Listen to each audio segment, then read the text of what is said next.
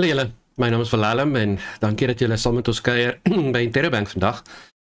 Dis vandag ons laaste samekoms vir 2024. Kan jy dit glo? Ons sluit vandag af en ons in Januarie, wanneer die skole weer begin het, weer aangaan. Dis dit hierdie tyd van die jaar gepas is, gaan ons vandag afsluit met die geboorte van Jesus. Eintlik aangrypend dat die begin van die kerkjaar, wat 1 Desember was, verlede Sondag, die begin van die storie wat Kersfees is, kom aan die einde van ons jaar, in Desember.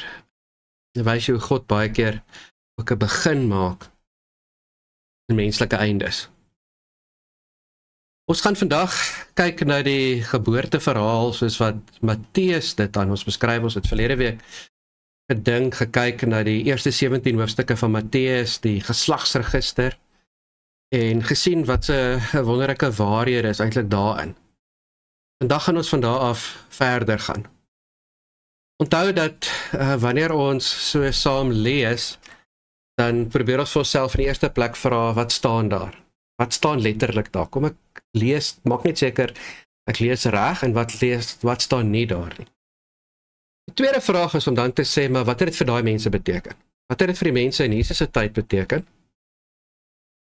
Wat beteken dit vir die mense vir wie Matteus skryf? Wat het dit beteken vir die mense in Jesus se tyd?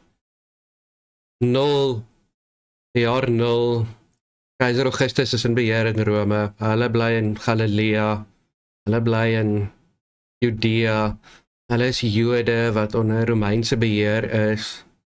Wat sou dit vir hulle beteken het? En wat sou dit beteken vir die mense vir wie Matteus skryf, 60 jaar, 70 jaar later, 35 jaar, 40 jaar na Jesus se kruisiging? Christene wat uit die Joodse geloof uitkom, wat in Antiochië bly, derde grootste Romeinse stad, hulle is nie meer in Palestina nie, hulle is nie meer in Israel nie.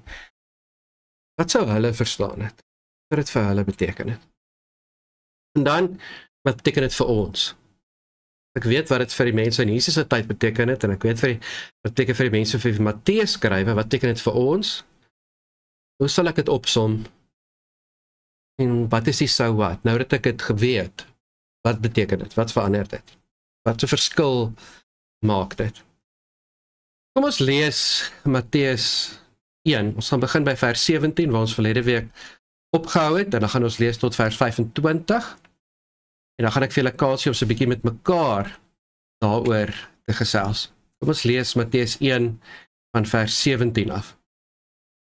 Daar was dus altesaam 14 geslagte van Abraham tot by Dawid, 14 van Dawid tot by die Babyloniese ballingskap, en 14 van die Babyloniese ballingskap tot by Jesus, die Messias. Dit is hoe Jesus Christus gebore is. Onthou, Messias is die Hebreëse woord vir gesalfde, en Christus is die Griekse woord wat dieselfde beteken. Jesus Messias, Jesus Christus. Dis hoe Jesus Christus gebore is. Maria, sy ma, was verloof aan Josef. Nog voordat hulle getroud is, en hulle intiem verkeer het dit gebleik dat sy verwagtend was deur die Heilige Gees. Josef, haar verloofde, was in 'n dilemma. Aan die een kant was sy 'n wetsgehoorsame man, aan die ander kant wou hy haar die skande, die openbare skande spaar. So die wet sê, hy kan haar stenig.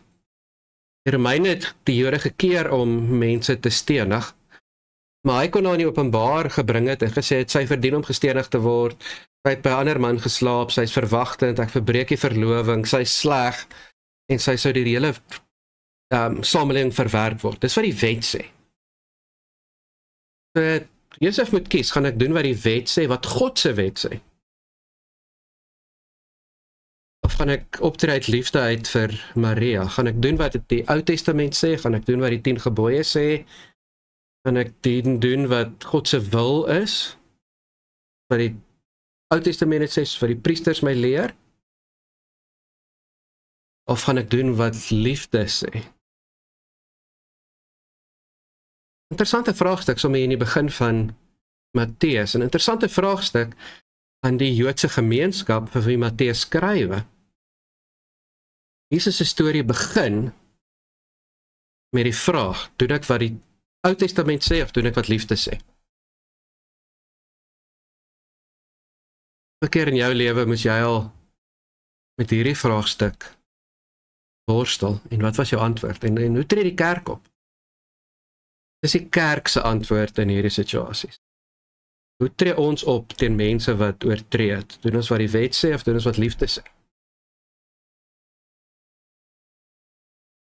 Josef het doen het wat die wet sê, kon hulle Maria doodgemaak het, en is Jesus nie gebore nie.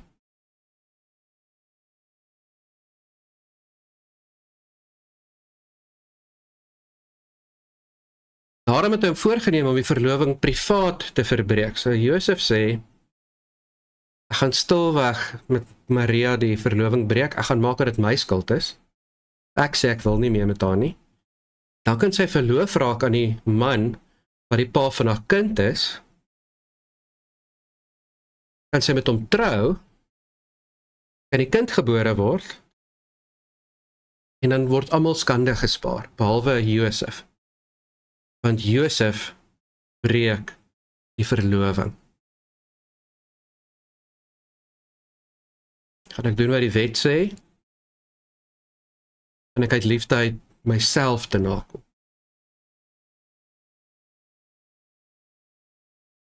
Dis Jesus se storie. Met hierdie dinge in gedagte het hy in die slaap geraak. Daarom verskyn die engel van die Here in 'n droom aan hom en sê, moenie huiwer om voort te gaan met jou huwelik met Maria nie. Kindjie wat sy dra is verwek deur die Heilige Gees. Hy sal aan 'n seun geboorte gee en jy moet hom Jesus noem. Hy sal sy volk van hulle sondes red. Dit alles het gebeur om die Here se boodskap deur die profeet te laat uitkom. Die maagd sal swanger word, hy sal 'n seun geboorte gee, en die mense sal hom Immanuel noem. Hierdie naam beteken God by ons.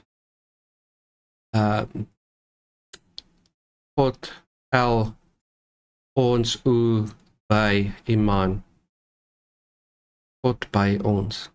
Josef wakker word, het hy gemaak, dis die engel van die Here hom beveel het. Hy het met Maria getrou. Het Maria as sy vrou by hom in die huis geneem, maar hy het nie intiem met haar verkeer, totdat haar seun gebore is nie. En hy het hom Jesus genoem. Wat staan daar? Wat staan nie daar nie? Wat sou dit vir Maria en Josef beteken het? Wat sou dit vir die mense wie Matteus skrywe, wat uit 'n Joodse agtergrond uitkom, wat die wet ken, wat die Ou Testament ken, en aan teologie bly, wat sou dit vir hulle beteken? Wat beteken dit vir ons? Dis die hoofpunte van hierdie boodskap, en wat is die so wat? Wat maak ek nou mee? Verskil maak dit. Selfs bietjie met mekaar hieroor.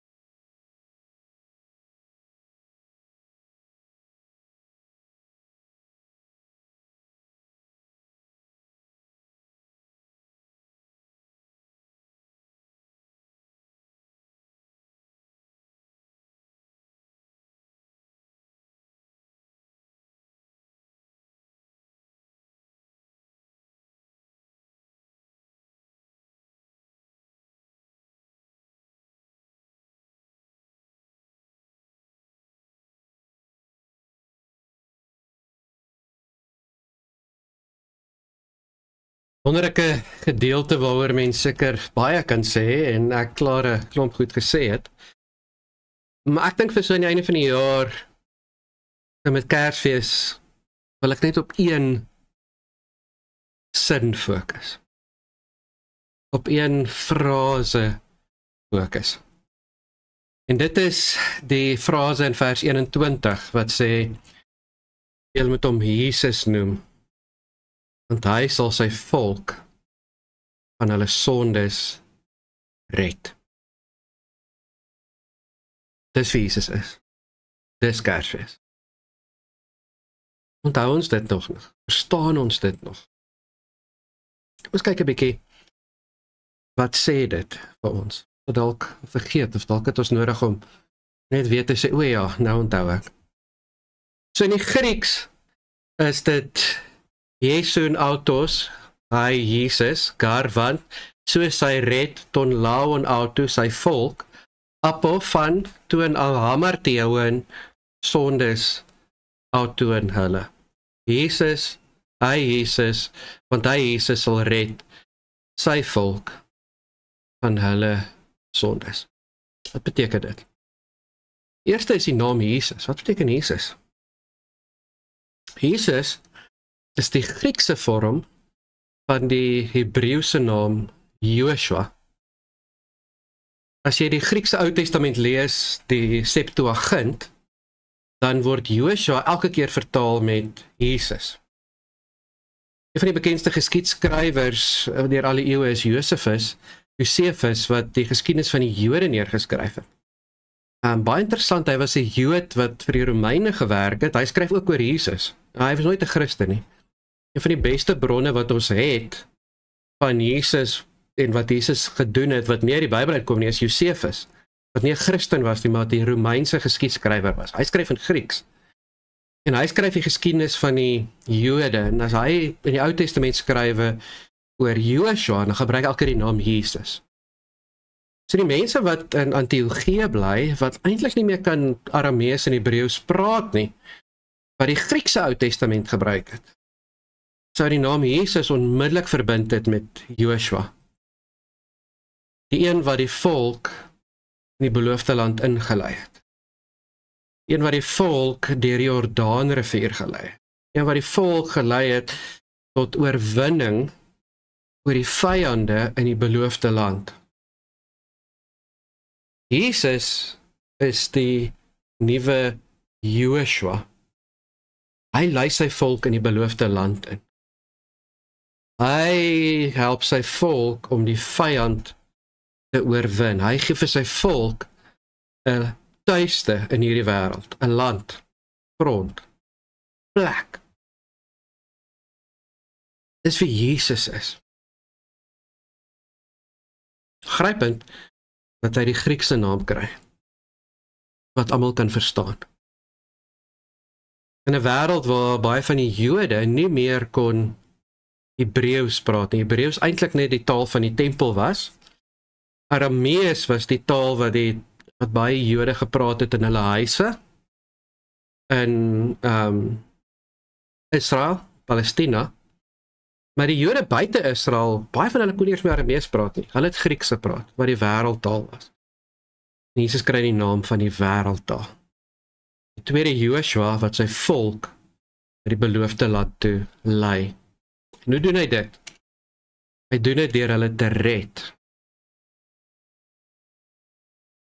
So beteken om te red. Wat beteken die woord red? Dink 'n bietjie daaroor. As ek vir jou sê, ek het iemand gered wat deur 'n leeu aangeval is. Wat bedoel dit? Beteken dit ek het sy wonde verbind?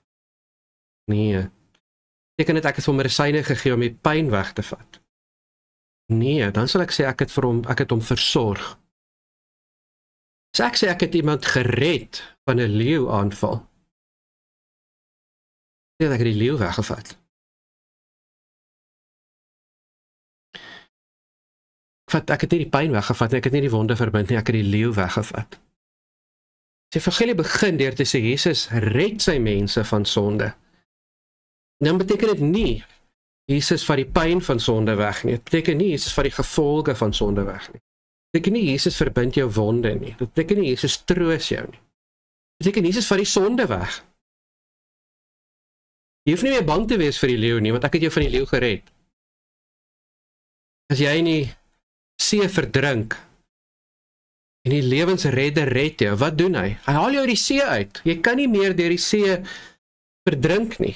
Die see kan nie meer iets van jou doen nie, want jy is nie meer in die see nie. Dis wat dit beteken om te red. As Jesus red ons van ons sondes, dan beteken dit nie Jesus vat die gevolge van die sonde weg, en Jesus verbind ons, en Jesus was die seewater af, en beteken Jesus vat die sonde weg. Kan nie meer deur die sonde aangeval word. Die sonde kan nie meer iets aan ons doen nie. Dis wat dit beteken om iemand te red. Hou jy dit nog? Die storie van Jesus begin deur te sê, ja, hy het uitgekom om sy mense van die sonde te vergewe nie, hy het gekom om die mense se sondes af te skryf, hy het die mens gekom om die mense se sondes weg te vat nie, hy het gekom om ons te red van die sonde. Hou jy dit nog? Joshua kom om ons na die nuwe beloofde land toe te vat, deur die sonde weg te vat. Deur die sonde te oorwin. Die boodskap van die Nuwe Testament. Jesus het nie net kom om ons sondes te vergewe nie, hy het kom om die sonde te oorwin. Paulus sê die sonde is teen die kruis vasgespijker. Nie die sondes nie. Sonde, die leeu, die see, teen die kruis vasgespijker. Die beeld wat ek gebruik, wat vir my kop sin maak, is om te sê dat ons was soos mense wat in 'n dam besig was om te verdrink. Jesus het nie net gekom en ons kom uithaal, en ons langs die kant kom sit nie, hy het kom om die dam leeg te tap. Hy het kom die sonde wegvat. En al is ek bly ek in die dam, en al word ek nog vuil, en dan kry ek nog modder op my, ek kan nie meer doodgaan van die sonde nie, want die sonde is oorwin. Dis wat beteken Jesus kom red het. Wie kom red hy? Hy kom red sy volk. Laos is volk. Daar is 'n land vandag in die wêreld met die naam Laos. Laos is die Griekse woord vir volk, vir gemeenskap, vir community. Jesus red nie almal nie. Jesus is nie gekom om almal te red nie. Jesus is gekom om sy mense te red. Sy volk te red. Sy gemeenskap te red. Ons kan nou daarvan deel wees. Interessante voetnota wat eintlik niks met die preek te doen het nie. In die teologie praat ons van liturgie. Liturgie is alles wat in 'n erediens gebeur. En die Griekse woord liturgie kom van laos, ergos. Ergos is werk. Laos is volk. Liturgia kom van laos, urgia, ergia af. Die werk van die volk, die werk van die gemeenskap. 'n erediens, wat in 'n erediens gebeur is die werk van die community. Wanneer 'n erediens net een persoon is wat alles doen, of net betaalde mense wat alles doen, dan is dit nie meer liturgie nie, want dan is dit nie meer die werk van die mense nie. Joshua kom vat sy mense na die beloofde land toe, deur hulle te red van sonde. Sonde te oorwin, sonde weg te vat. Sy mense, die wat hy kies, wat hy uitkies, die wat hy roep, die wat hy wil hê moet deel van sy gemeenskap wees. Dis ek en jy. Miskien is dit iets wat ons Kersfees moet onthou, as die hele wêreld ons fees vat en hulle sinne maak. En dit word nou Happy Holidays in plaas van Merry Christmas.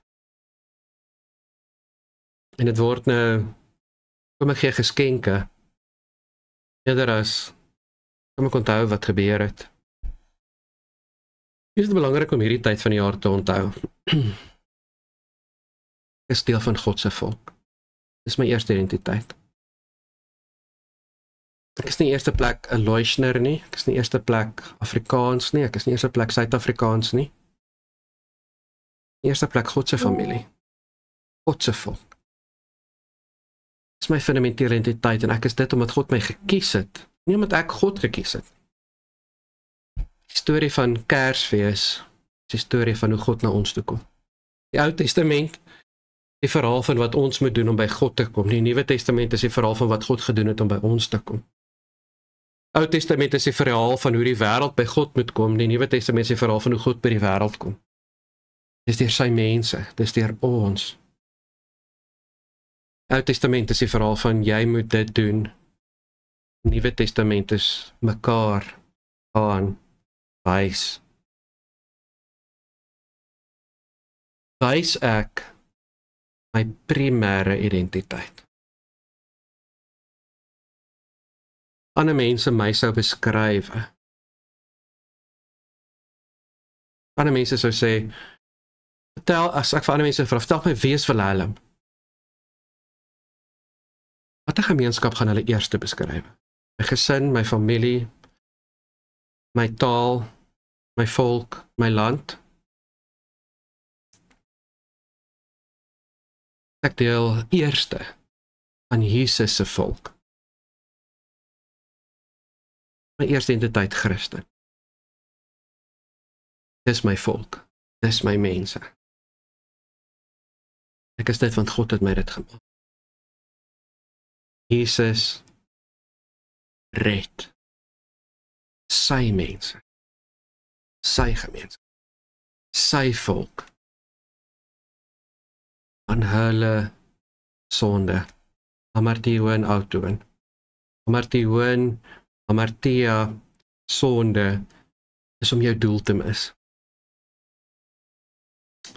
Sonde kom uit die boskutkuns uit. Dit is wanneer ek 'n pyl skiet na teiken toe en ek mis die teiken. Sonde is nie wat doen ek verkeerd nie. Sonde is wanneer ek die regte ding nie doen nie. Wanneer ek nie my doel bereik nie. Sonde is wanneer ek nie vir die wêreld wys wie God is. Ek is klaar gered. Dis wat Jesus kom doen het. Die ketting is los. Ketting ek myself nog vas aan die wêreld.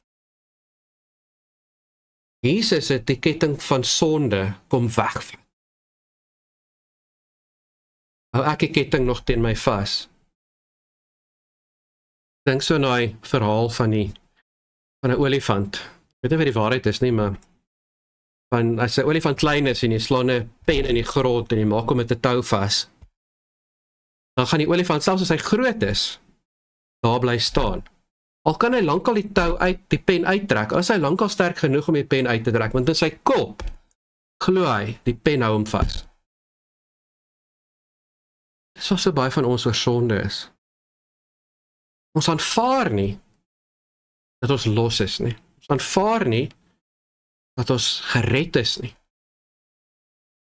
Nou bly ek staan in plaas van om te gaan. Nou bly ek vasgevang deur sonde en wêreld. Al is ek nie meer vasgebind nie. In my kop is ek nog vas. Nou bereik ek nie my doel nie. Bereik nie my doel in my gesin en my huwelik, tussen my vriende, by my werk, by my skool nie. In my kop is ek nog 'n slaaf van die sonde. In my kop is ek nog vasgevang oor sonde. In my kop moet ek nog gered word. In my kop is ek nog bang. In my kop is ek nog bang vir die ketting. Nog bang vir die wêreld. Is ek nog bang vir die duiwel. My kop is ek nog bang ek doen sonde en God gaan my nie vergewe nie. My kop is ek nog bang vir gevolge. Jesus my gered. Jesus het dit wat keer dat ek my doel bereik, weggevat. En nou kan ek my doel bereik. Nou kan ek vir God lewe en nou kan ek vir die wêreld wys wie God is. En nou kan ek God na die wêreld toe vat. Ek is nie meer gevasgeketting deur die sonde nie. Dis die boodskap van Kersfees, en dis wat ons geloof uniek maak. Alle ander godsdienste se boodskap is, wat moet jy doen om by God te kom? Christelike geloof gaan oor, wat het God gedoen? Om by jou te wees.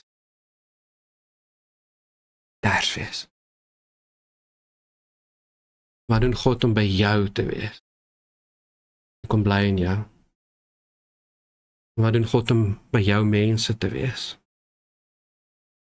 Hy stuur jou. Want jy is nie meer vasgeketting nie. Hoe gaan ek en jy hierdie Kersfees lewe? En ek kan jou onthou. Die tweede Joshua het my klaar in die beloofde land gesit, want ek is klaar gered. Lewe klaar in God se koninkryk. My vyand is klaar oorwin. God het my deel van sy volk gemaak, en nou kan ek anders lewe as die wêreld. Ek kan ander prioriteite en ek kan ander fokus hê. Terwyl die wêreld happy holidays, kan ek God vier. Terwyl die wêreld fokus op die kettinge wat hulle vasbind, kan ek fokus op die een wat die ketting kom losmaak het. Kan ek anders lewe. Kersfees kan ek vier wat homself vir my gegee het. Die grootste Kersgeskenk ek ooit kan kry. Maar kan ook vier dat God my vir die wêreld gegee het. Die grootste Kersgeskenk wat die wêreld ooit kan kry. Wonderlik dat ons in Afrikaans sê, geseënde Kersfees. Wat beteken dit om geseënd te wees? Geseënd te wees, om God te hoor sê, wil vir jou die beste is. Seën in die Ou Testament is 'n manier om te sê, hier is my wil vir jou. Wat ek nou sê, wil ek hê moet met jou gebeur. Mag jy ervaar dat wat God wil hê met jou gebeur, en mag jy ervaar dat jy 'n seën vir die wêreld sal wees, deurdat jy doen en sê wat God wil hê, jy vir die wêreld moet doen en sê. Mag jy onthou, God se seën is saam met jou, want jy is klaar gered. Sy seën sê, die genade van Jesus, jou klaar gered het. Dat die ketting klaar gebreek het, die pen uitgeruk het. En die liefde van God wat sê, jy is my volk, ek het jou gekies, jy is my gesin. Die Heilige Gees wat sê, ek wil in jou kom bly, ek wil jou 'n tempel maak, waar almal my kan raak sien. Altyd by jou wees. As bekend mekaar, wat tref jou, mag jy hierdie Kerstyd die seën van die Here ervaar. Die genade van ons Here Jesus Christus, die liefde van God ons Vader, gemeenskap van die Heilige Gees, sal altyd by julle almal wees. Amen.